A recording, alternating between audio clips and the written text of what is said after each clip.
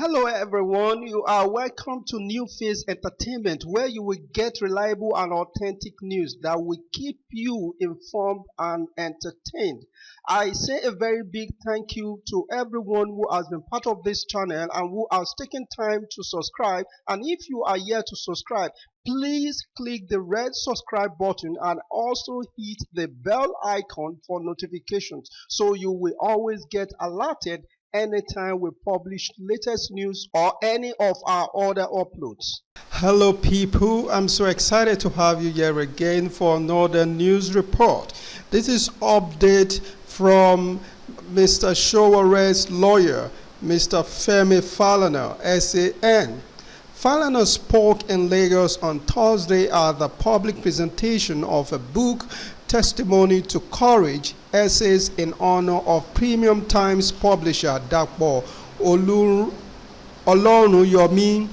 He also accused Justice Ijeoma Ojukwu of the Abuja Federal High Court of bias against his client. Omoyele Sowore saying the online news publisher had been convicted without trial. Falana, who was the chairman of the occasion, noted that he had decided not to return to the Justice Ojukwu-led court. He stated, "Nobody has been given the kind of bail condition Sowore was given. All those who looted the treasury have never had their movement restricted. Sowore has been granted bail, but his movement has been restricted to Abuja. His family is in America. He does not live in Abuja. He has no house in Abuja, yet he has been asked to stay in Abuja. The trial may last for 10 years, but he cannot leave Abuja. It has never happened in Nigeria before." Sowore has been banned as a journalist from speaking. As a politician, he cannot address a rally until the case is determined. We don't know how long it will last. Falana said since he had been practicing law for 37 years, he had never witnessed the sort of drama that transpired in the court on Wednesday during the trial of Sowore. He said he was shocked when he arrived at the court and saw gadgets being prepared for prosecution witnesses who could not testify in the open court. All proceedings and hearings should be in the open. So if you are going to have anything in camera for security reasons, for the interest of the children, you will apply in the open court. But no application was made, and so when I asked what happened and the judge pretended not to know, I said, "My lady, this case cannot go on because behind us your court has colluded with the prosecutor to take witnesses behind us in your court, and these are the gadgets here."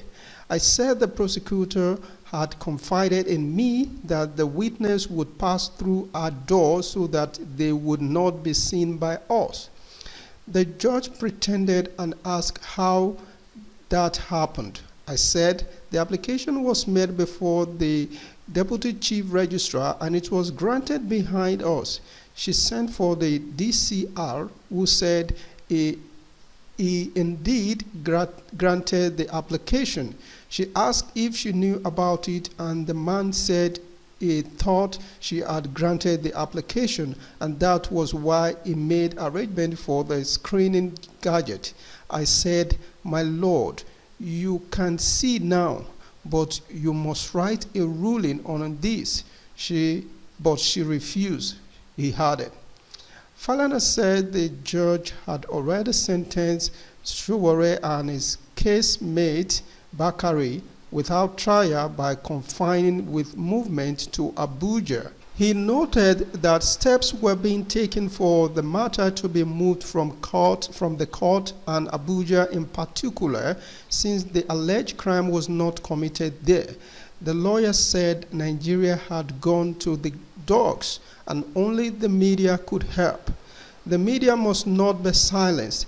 You may have a third term campaign now, soon, Very soon, they will destroy all possible opponents. And by the time they bring in the third term agenda, the media would have been gone. But we are not going to allow it. No dictatorship can defeat the Nigerian people, he said. Earlier, journalists, lawyers, authors, and members of the civil society berated the President Muhammadu Buhari administration for the attack on press freedom. The president of the Nigerian Union of Journalists, Chris Isiguzo, said Nigerian journalists were facing tough times under the current administration, adding that their lack of tools to work with and lack of good pay made their job odious.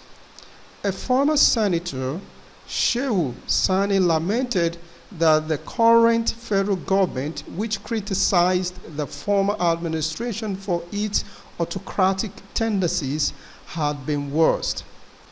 Wow, wow, wow. I'm just speechless about this whole matter.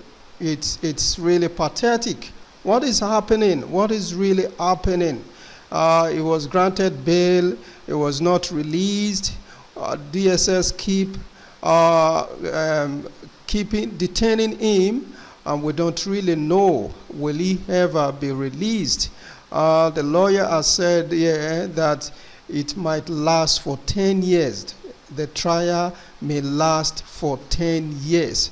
And wow, this looks like a long one. I've envisaged this, but I was thinking probably it's going to last for about 5 years or 6, because I was thinking that would depend on the party that is going to take over in 2023, because or depend on the president that is going to be in power, because we know how it's been done. Like when a new president gets there, he wants to kind of show 1 or 2 favors here and there.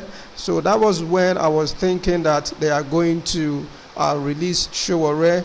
But when the news came up that the bail has been met and we are all expecting him to be let out, and the next thing we see the DSS refusing to let him go.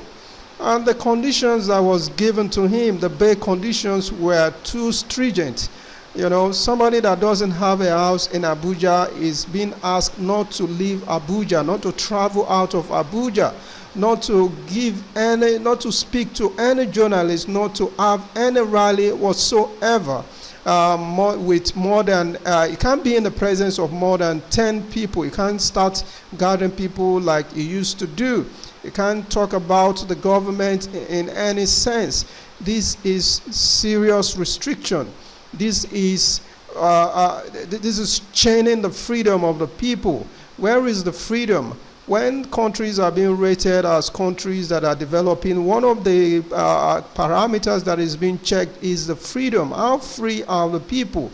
Are we really free? We are not free. If we are free, then the government should allow the people to express themselves. It's just a mere expression, and it's not even inciting anybody to go carry guns or carry knife. All we're just saying is carry placard and let us hit the road and protest. There is no plan to destroy any property whatsoever, and it has always been a peaceful demonstration. And even the demonstration was done on August 5th. Yeah, it was recorded in some other state apart from Lagos, because the one of Lagos was disrupted, heavily guarded with policemen and soldiers, and the whole place was really tensed. It was full of tension on that day.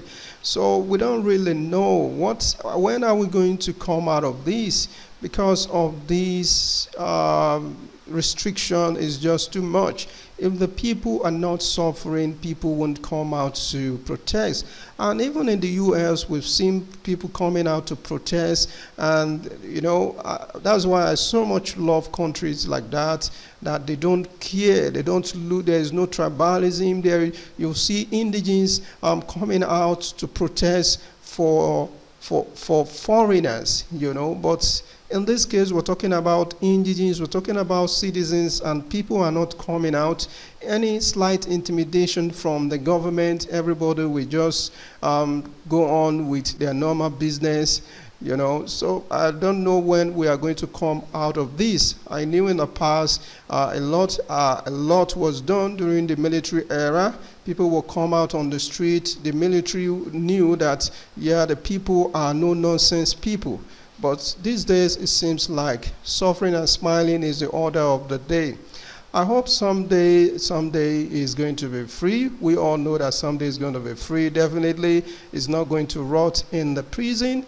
Yes, we know that, because a politician will come one day, even if it's going to stay more than 10 years, one day it's going to be freed. And when it's free, we know that it's going to come out a better, a stronger Sowore than the Sowore that they took in. I can assure you that, and we all believe that, And we hope that when it comes out, he's really going to carry out the mission which he has started in a more stronger and with full force.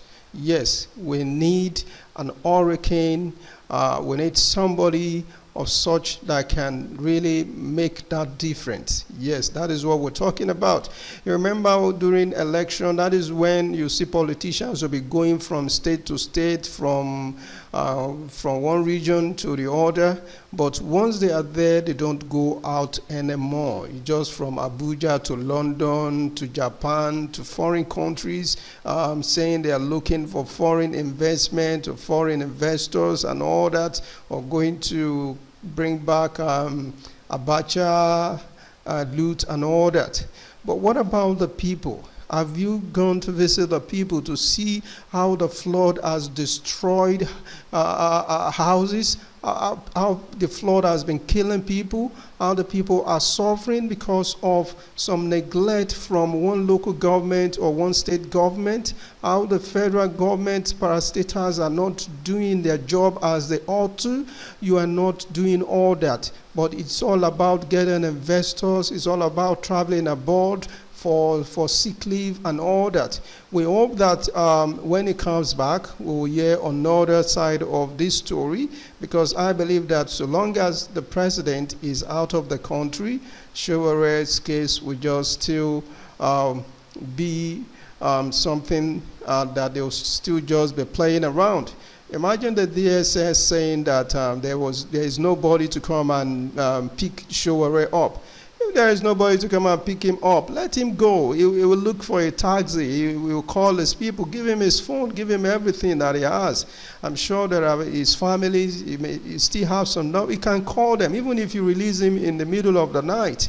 Yes, so long as you take him to a safe place, because he should be taken to a safe place. Not like you say you release him and the next day will come, you will hear news of a dead somebody. Okay? So we don't know the reason why they are still keeping him, and the bail condition is just too much. I don't wonder who wrote that condition out. Is it the judge herself that wrote it out, or some cabals that wrote that conditions out? That is not a court condition. Honestly, that is not a court condition, because I've never seen this anywhere in the world, that such restriction would be given to someone. Has he murdered anybody? Has he killed anybody?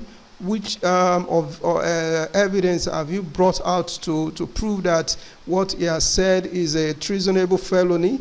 There is none. In fact, if you play all the videos that he has been talking about the revolution now, you'll find out that he has never at any point in time referred that protest to a violent protest. It has all been seen as a peaceful protest. So we hope one day they're going to release him.